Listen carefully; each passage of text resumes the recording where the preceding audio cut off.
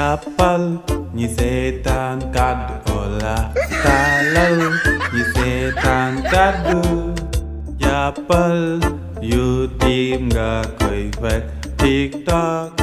Instagram page Facebook. maam yow yaa toog foofu waa gaawal nga dem nga fattu ji ndax ki may seet si dama ni ko woon yow da nga dee noonu rek laa ko mënoon def pour mu may ma xaalis ji ndax moom foo mu may la xaalis foo nga wax ko loolu rek. déggal kasara matt gi yàlla nañ la jooy yàlla nañ la suuli yow man ngay rey te sax laay wax yow daal saa yoo solo xaalis si sa waajooju rek faaw nga rey kenn say ñu la jur rek wala say maam ak wala say tànt ak say bàjjan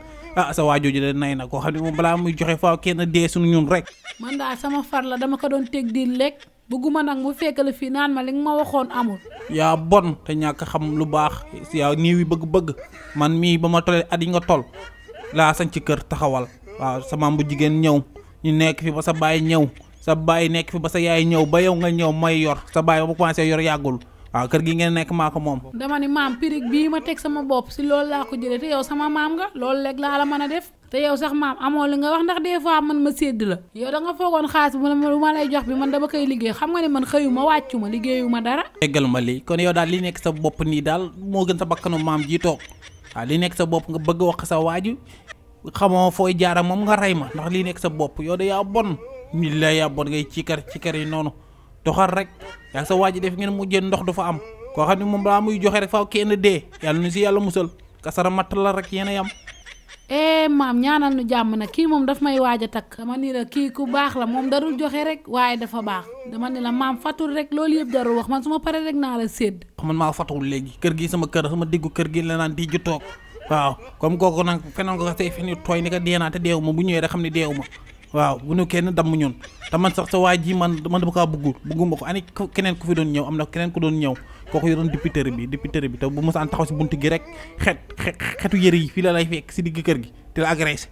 waaw kooku moom moo tene woon xasaw na bi gépp xasaw mi bu ñëw ne indaale mbuus waaw mbuus yi dina def yàpp xaw ma seeras loonu liggéey xaw ma waaw indaale ma ngaru gros bu ñëwee ni ma maam am li maa la ko lakkal su ma lekk ba suur mu jox ma gros ni moom mu yéyal kooku moo tene woon waaye nga sànni ko sa xaj jël koo xam ni mooy loolu tekkiwul dara boo ñàkkee na ngay wut ko am mu dimbali la waaye ñàkk wut ku ñàkk nii di gën a ñàkk koo xam ne balaa muy joxe faaw sa maam dee kooku tenew la.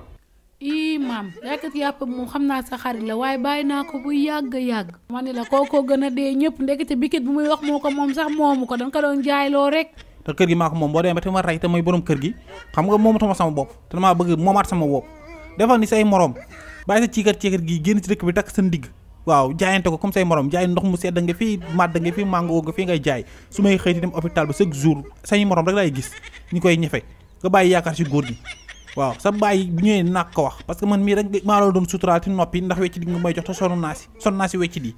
waaw comme daal borom yàpp yi ñëwatul waaw man arrêté naa man maa baax waaw banaa waaw sa bàyyi maçon la man sama def fer toj naa ko sa yaay ni bu xëy de wuti lu mu am yow it boo xëy wuti li nga am doo doomu nasaraan doomu nit ku ñuul nga fin de discussion.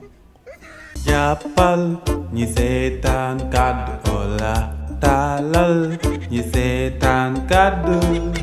jàppal YouTube nga koy fekk TikTok Instagram page Facebook.